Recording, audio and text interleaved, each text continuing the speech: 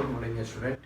आज अपन group test third का section C का सभी क्वेश्चन का सॉल्यूशन देखेंगे एंड ग्रुप सेक्शन डी का भी अपन देखेंगे। लेकिन उससे पहले एक बात आप लोगों से कहना था कि आप लोग जो पेपर देने के लिए आते हैं तो उसमें जो भी आपका जैसे ग्रुप टेस्ट 1 दिए, 2 दिए, 3 दिए, 4 दिए, ऐसा करके आप 4 देंगे आगे। तो अभी ग्रुप थर्ड तक दे चुके हैं। तो जो क्वेश्चन आपसे नहीं बनता उस क्वेश्चन को आप क्या करते हो? उस क्वेश्चन जो क्वेश्चन देखिए, ये टेस्ट देने से आपको बेनिफिट तभी होगा कि जब आप वो जो क्वेश्चंस करते हैं जो नहीं बनता है उस क्वेश्चन पे घर पे जाके आप उस क्वेश्चन को सॉल्व यदि करते हैं तभी जाके आपको बेनिफिट होगा। क्यों? क्योंकि सोचो कि यदि आपने जो क्वेश्चन आपसे बन गया वो तो आपने सीख चुके हो। जो क्वेश्चन आपसे नहीं बना है उस क्वेश्चन का अलग से आप लोग क्या करिए, एक कॉपी बनाइए। उस कॉपी में वही क्वेश्चन सिर्फ नोट करिए कि इसका सॉल्यूशन कैसे होगा। उसका सॉल्यूशन या तो आप मैं वीडियो बना के देता हूँ, उससे देख के आप लोग क्या करें, सॉल्यूशन देख लीजिए और बनाइए खुद से, या नहीं तो फिर सर से यदि नहीं समझ में आता है सर से कॉल करके आप उसको डॉट्स क्लियर करिए। क्योंकि सोचो आप यदि ये क्वेश्चन नहीं करते हैं तो फिर से यदि पेपर आएगा वही क्वेश्चन आएगा, फिर से तो फंस जाओगे। तो क्या बेनिफिट होगा? और आपको वही का लिस्ट बना लेंगे, जो क्वेश्चन आपसे नहीं बना उसी का लिस्ट बना लेंगे। तो आपको क्या होगा आगे चल के कि आप रिवीजन के समय में भी तो आपको सहूलियत होगा, क्योंकि आपको कम लोड रहेगा, क्योंकि आपने उसी क्वेश्चन को सिर्फ देखना है जो क्वेश्चन आपसे नहीं बना। तो इसलिए आप क्या करें कि जब भी आप ग्रुप टेस्ट देने के बाद आप सॉल्यूशन देखिए और सॉल्यूशन को देखने के बाद जो क्वेश्चन आपसे नहीं बनता है उस क्वेश्चन का अलग से कॉपी बना ले, तभी आप बेनिफिट होगा। चलिए आप देखते हैं बेटा कि सेक्शन सी में 14 नंबर क्वेश्चन दिया है। If A vector which A point A which coordinate are -2, 3, 4 and b 1, 1, 2 इसकी कोऑर्डिनेट दी है and c 4, -1, 0. Find the equation of line AB and also show that ABC are collinear. देखो तो सबसे पहले आपको क्या करोगे कि AB लाइन से देखो, यहाँ से ए पॉइंट हमारा दिया -2, 3 और 4 दिया, और बी जो पॉइंट हमारा दिया है कौन सा कि 1, 1, 2 ये दिया। ए बी इस लाइन से पास होने वाली लाइन के इक्वेशन याद करो। आपका यहाँ पे x1, y1, z1 और x2, y2, z2 इस दोनों से पास होने वाले लाइन के इक्वेशन क्या होता है? x minus x1 upon x2 minus x1। इसी तरह से y minus y1 upon y2 minus y1 और z minus z1 upon z2 minus z1। अब ये सारे वैल्यूज यहाँ पे सब्स्टिट्यूट कर दो तो x क्या हो गया, माइनस माइनस प्लस हो जाएगा, 2 अपॉन क्या होगा 1 माइनस 1 माइनस माइनस 2 हो जाएंगे। फिर यहाँ से y माइनस 3 और ये 1 माइनस 3 हो जाएंगे, 1 माइनस 3 हो जाएगा। फिर हमारा z माइनस कितना हो गया 4 और अपॉन कितना हो जाएगा 2 माइनस 4। तो इक्वेशन क्या आया x प्लस 2 अपॉन यहाँ पे 3 हो जाएगा और y minus 3 upon minus 2 and z minus 4 upon minus 2 आता है। तो ये जो हमारा इक्वेशन आया, कौन सा इक्वेशन आ गया, ये मेरा इक्वेशन आया ए बी लाइन से पास होने वाले है ना, ए और बी पॉइंट से पास होने वाले लाइन के इक्वेशन। और फिर तो ये तो यहाँ तक कंप्लीट हो गया। फिर आपसे क्या कह रहा है, आल्सो शो दैट कि A B C are collinear. तो अब देखो अपने पास ए बी लाइन का इक्वेशन आ चुका है, ए बी लाइन का इक्वेशन आ चुका है, लेकिन बोल रहा है कि तो यही मेरा ए बी लाइन की इक्वेशन है। क्या है equation, x plus 2 upon 3 and y minus 3 upon minus 2 and z minus 4 upon minus 2। ये मेरा लाइन का इक्वेशन आ चुका।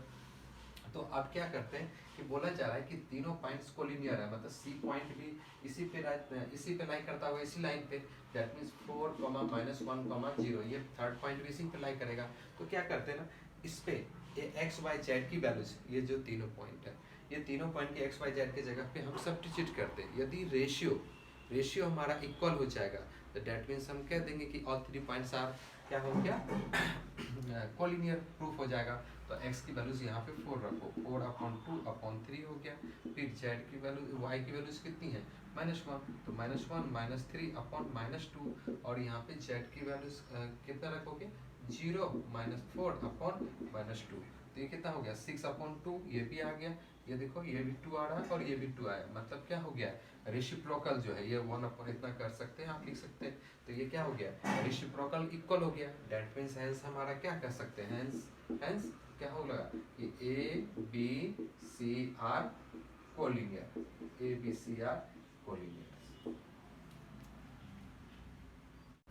15 नंबर क्वेश्चन देखिए कि find the equation, find the direction cosine of the line which is perpendicular to the lines which with direction ratio -1 2 और 2 and 0 to 1। देखो तो एक बात करते हैं कि हमने एज्यूम करते हैं कि ए वेक्टर जो होता होगा ये माइनस क्या, ए वेक्टर यही होता होगा, इसका पोजीशन वेक्टर ये इसका मतलब -1 two the n direction ratio, तो ए वेक्टर इसको एज्यूम करते थे, क्या हो गया -i प्लस 2j प्लस यहाँ से 2k वेक्टर। सिंस उसी तरह से बी वेक्टर इसको एज्यूम कर लेते थे, क्या होगा 0 into i vector plus 2j vector plus k vector. अब देखो क्या कहा जा रहा है कि हमारा ये दोनों वेक्टर के परपेंडिकुलर बोला जा रहा है ना, किससे, उस लाइन का इक्वेशन बताओ जो कि दो लाइन का जो डायरेक्शन रेशियो दिया है ना, इस दोनों लाइन का डायरेक्शन रेशियो उससे परपेंडिकुलर होना चाहिए। एक तरह से डायरेक्शन रेशियो के हमने ए और बी का क्या बोला जा रहा है कि परपेंडिकुलर, मतलब हम तो ये जानते हैं कि ए क्रॉस बी जो होता है इसकी जो रिजल्टेंट वेक्टर देता है वो ए के भी परपेंडिकुलर होते हैं और बी के भी परपेंडिकुलर होते हैं। तो यहाँ से देखो आई जे और के, ये -1 2 और 2 0 2 1, इसकी वैल्यूज आप फाइंड आउट कर लीजिए। तो यहाँ से आई वेक्टर इज इक्वल टू कितना हो जाएगा 2 -2 और -2, तो कितना हो गया -4, -2 हो गए। फिर -j के क्रॉसपोंडिंग सॉल्व करते हैं तो ये -1 और 0 हो जाएंगे, तो ये -1 आ गया, प्लस k की क्रॉसपोंडिंग सॉल्व करो तो क्या हो गया -2 के इक्वल आ गया। तो यहाँ से देखो हमारा a क्रॉस b जो हमारा निकल के आया -2 आयोटा और प्लस j और प्लस -2 k वेक्टर। अब तो ये क्या हो गया, वो उस लाइन का डायरेक्शन रेशियो आया जो कि परपेंडिकुलर लाइन है, लेकिन ये कोसाइन के फॉर्म में पूछा जा रहा है, डायरेक्शन कोसाइन। तो मेरे लिए एक तरह से क्या हो गया कि ये मेरा A1 B1 और C1 जो डायरेक्शन यदि रेशियो है, ये direction ratio A1 B1 C1, तो ये मेरे लिए -2 और 1 और -2 आ गया। तो लेकिन हमें डायरेक्शन कोसाइन पूछा जा रहा है, तो डायरेक्शन कोसाइन वाला हम फार्मूला तो अपन जानते हैं ना, कितना होता है कि बेटा ये L is equal to -2 A upon क्या होता है, इस फार्मूला होता है ना कि A upon √ A square plus B square plus C square. तो यहाँ से निकालेंगे तो -2 अपॉन √-2 का स्क्वायर प्लस 1 का स्क्वायर और प्लस 2 का स्क्वायर। एक तरह से क्या हो गया -2 अपॉन 3 होगा क्योंकि 9 होंगे, सॉल्व हो गया। इसी तरह से m is equal to b upon √a square plus b square plus c square होगा। तो ये कितना होगा 1 अपॉन, एक तरह से इसको सॉल्व कर ही चुके हैं ना हम लोग, तो ये 3 आएगा। इसी तरह से n इज इक्वल टू कितना हो जाएगा c अपॉन ये √c अपॉन क्या होता है a square plus b square plus c square, और c की वैल्यूज कितनी है -2, तो -2 अपॉन 3। तो मेरा डायरेक्शन रेशियो कोसाइन का डायरेक्शन कोसाइन हमारा क्या निकल के आता है, डायरेक्शन कोसाइन सार क्या हो जाएंगे यहाँ पे -2 upon 3 and 1 upon 3 and -2 upon 3, ये मेरा डायरेक्शन कोसाइन हो जाएगा। देखो 16 नंबर क्वेश्चन है, if the centroid of a triangle which vertices are A1 3 -2 B -5 and 4 7 C, then be the origins, then the values of A B C। अब देखो एक तरह से क्या दिया कि हमारा कोई भी ट्रायंगल्स है उसका वर्टिसेस, जैसे A वर्टिसेस हमारा कितना है A1 और 3 एंड B का वर्टिसेस कितना -2 B -5 है एंड C जो होगा 4 7 और C दिया। और बोला जा रहा है कि इसकी जो सेंट्रॉइड होंगी ना, सेंट्रॉइड का कोऑर्डिनेट 0, 0, 0 होता है। तो अब फार्मूला से देखो अपन जानते हैं कि यदि मेरा यहाँ से देखो इसे सोचो x1 y1 z1 है और x2 y2 और z2 and x3 y3 and z3 और ये x y z होता है। तो यदि सेंट्रॉइड है तो सेंट्रॉइड का फार्मूला क्या होता है, x इज इक्वल टू क्या होता है x1 plus x2 plus x3 upon क्या होता है 3 होते हैं। तो इसके अनुसार से वैल्यूज यहाँ रखे, तो 0 is equal to a -2 plus 4 upon 3। तो यहाँ से देखो a की वैल्यूज कितनी निकल के आई -2 आ गया। इसी तरह y को y के लिए सॉल्व कर दे तो y1 plus y2 plus y3 upon यहाँ पे 3, तो y की वैल्यूज तो 0 है, और इधर कितना है 1 प्लस b प्लस 7 अपॉन 3, तो यहाँ से देखो b की वैल्यूज हमारी कितना निकला -8। इसी तरह से z is equal to z1 plus z2 plus z3 upon 3, तो ये 0 is equal to 3 minus 5 plus c upon 3, तो यहाँ से c इज इक्वल टू हमारा कितना निकल के आता है, तो यहाँ से देखो ये 2 निकल के आएगा। तो हमारा a b c की वैल्यूज a b और c की वैल्यूज हमारे कितने निकलेंगे -2 -8 और 2, ये मेरा इसका वैल्यूज निकल के आ जाता है। 17 नंबर क्वेश्चन है, if magnitude of a equals to 3, magnitude of b equals to 4 and magnitude of c is equals to 5 and vector a plus b plus c is equals to 0, then angle between a and b vector, a और b vector के बीच का angle. तो देखो जब भी जिसके बीच का एंगल से रहेगा ना, तो उसमें पहले देखो a plus b plus c is equals to 0 है, तो आप क्या करें कौन सी पार्ट को इधर लेके जाए, वो इससे डिसाइड होगा। जिसके बीच का एंगल रहेगा ना, तो इस दोनों को इधर रखना, तो यहाँ से a plus B is equal to यहाँ पे -c वेक्टर हो गया। फिर क्या करो, दोनों तरफ आपने मॉडस ले लेना, मॉडस ले लिया और स्क्वायर कर दो, तो स्क्वायर करोगे तो क्या होगा, ये a वेक्टर का स्क्वायर प्लस यहाँ से b वेक्टर का square plus 2 magnitude of a into magnitude of b, और ये दोनों के बीच का एंगल cos थीटा हो जाएगा, और is equal to magnitude of c vector का स्क्वायर हो जाएगा। तो यहाँ से इसकी वैल्यूज आपको दे रखा है 3 का स्क्वायर प्लस यहाँ से 4 का square plus 2 into 3 into 4 into cos theta, और इज इक्वल टू, और c कितना है c 5 का स्क्वायर। तो देखो ये 5 का स्क्वायर 25 और ये दोनों कट गए, तो यहाँ से एक तरह से क्या हो गया cos theta is equal to 0, तो theta is equal to 90 degree. तो a और b के बीच का एंगल्स जो हो जाएंगे वो अपना 90 डिग्री हो जाएगा। 18 नंबर क्वेश्चन देखिए, let a vector and b vector b 2 unit vector, ये दोनों वेक्टर जो यूनिट वेक्टर मतलब मैग्नीट्यूड 1 है, इंक्लाइंड एंड एंगल थीटा, दोनों के बीच का एंगल थीटा है, तो sin theta by 2 equal to sin theta by 2 equal to कितना हो जाएगा। तो देखिए आप क्या करो, जैसे a vector minus b vector का मैग्नीट्यूड का स्क्वायर यदि हम करते हैं तो क्या होगा, a वेक्टर का मैग्नीट्यूड का स्क्वायर b वेक्टर का मैग्नीट्यूड का square minus 2 a vector magnitude and b vector magnitude, और अपन को क्या, और इसके बाद दोनों के बीच का एंगल कितना cos थीटा हो जाएगा, ठीक है cos थीटा। तो यहाँ से देखो ये मेरा a vector minus b vector square is unit vector है, तो उसका मैग्नीट्यूड कितना होगा, a और b यूनिट वेक्टर है तो मैग्नीट्यूड तो 1 का स्क्वायर प्लस 1 का square minus 2 into 1 into 1 into cos theta के इक्वल हो जाएगा। फिर a माइनस b वेक्टर का मैग्नीट्यूड का स्क्वायर इज इक्वल टू 1 1 2 हो गया, 2 माइनस 2 cos थीटा। जब आप इसको सॉल्व करोगे ना तो 2 कॉमन आएगा तो 1 माइनस cos थीटा हो जाता है, 1 माइनस cos थीटा कितने के इक्वल होता है 2 sin स्क्वायर थीटा बाय 2 के इक्वल होता है।